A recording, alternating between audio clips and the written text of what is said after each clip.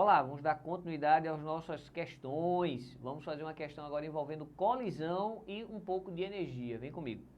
Duas caixas de massa M e massa 2M estão em repouso sobre uma superfície horizontal, encostada uma na outra. A explosão de uma carga explosiva entre as caixas faz com que elas se afastem, como mostra a figura. A caixa de massa Mzinho vai percorrer uma distância chamada de Dzinho até parar. A distância percorrida pela caixa de massa 2M vai ser Dzão. Não necessariamente Dzinho é maior do que Dzão. A gente vai ter que trabalhar para poder descobrir isso. Se as duas caixas têm o mesmo coeficiente de atrito, o que é que a gente pode afirmar em relação a Dzinho e Dzão? Olha só, o primeiro passo aí é a gente fazer aquela parte de colisão. Nós já sabemos intuitivamente que o mais leve ele vai sair mais rápido. Se a massa desse é 2 vezes menor, a velocidade dele vai ser 2 vezes maior, beleza? Mas vamos provar isso. A gente prova simplesmente fazendo a conservação da quantidade de movimento, também chamado conservação do momento linear. Eu vou escrever assim, que antes é igual a que depois. Antes está todo mundo parado, então não tem quantidade de movimento nenhuma. E depois tem uma quantidade de movimento num sentido e uma quantidade de movimento no outro sentido. Vou escrever assim, ó, M1V1 em um sentido e M2V2 no outro sentido. Vamos colocar os valores das massas. Esse termo que está negativo já passa para cá positivo. Esse eu vou chamar de sujeito 1, esse eu vou chamar de sujeito 2. Então esse sujeito aqui, ó, 1, ele tem massa M e a velocidade foi chamado de... Não foi chamado de nada, professor, vou chamar de V1. E esse cara que foi para o outro lado, ele tem massa 2m e velocidade v2.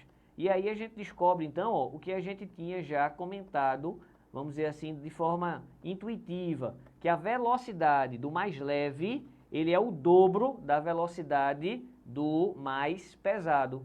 Se a gente fizer assim, ó, se eu chamar v2 de vzinho, então esse meu v1, né, que é a velocidade do bloco mais leve, vai ser 2v2, ou seja, vai ser 2Vzinho. Isso aqui é fundamental para a gente conseguir resolver a questão.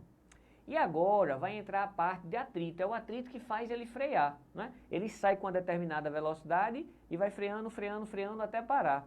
Então eu acho uma boa a gente analisar essa questão da distância percorrida através de trabalho.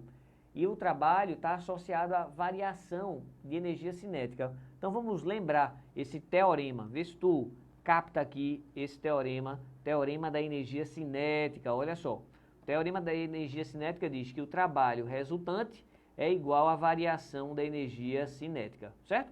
Esse trabalho, quem está realizando é o atrito, né? Então a gente vai dizer ó, que é a força de atrito vezes a distância. O menos é porque quando ele vai num sentido, o atrito está no outro. O ângulo é 180, então o trabalho ele fica negativo.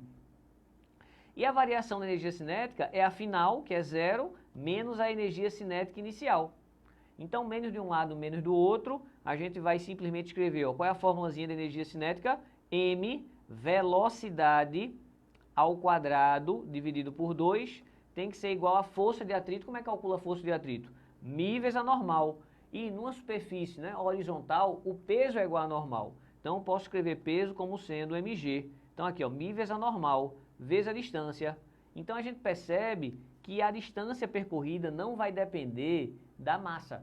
Não é porque é mais pesado que iria andar menos. Não depende da massa. De que depende essa distância? Mesmo a fórmula está dizendo aqui o seguinte, ó, essa distância ela depende de alguns fatores, concorda? Depende da velocidade, depende da gravidade e depende do coeficiente de atrito.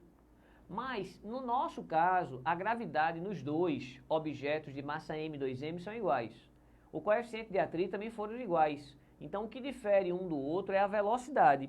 Então, o que a gente pode dizer é, esse sujeito aqui, ó, que tem uma velocidade 2 vezes maior, vai andar uma distância 4 vezes maior, porque esse 2 vai ser elevado ao quadrado. Essa é a maneira prática de fazer.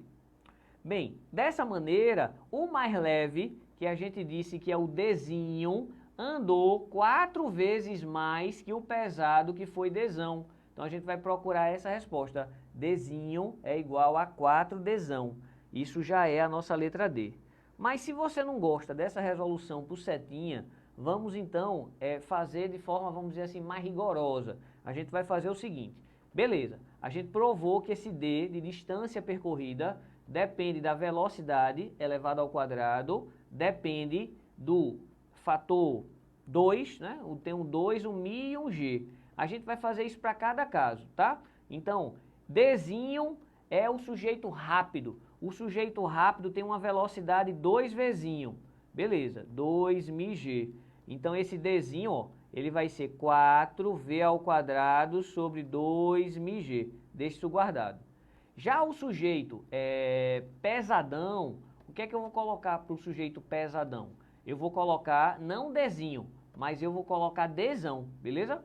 O sujeito pesado ele vai andar um dzão, segundo enunciado. A velocidade dele é só v ao quadrado, sobre 2μg. E agora a gente relaciona essas duas coisas, ó. Se a gente prestar atenção, esse pacotinho, ó, v ao quadrado sobre 2μg, v ao quadrado é d. Então a gente obtém que dzinho é 4dzão.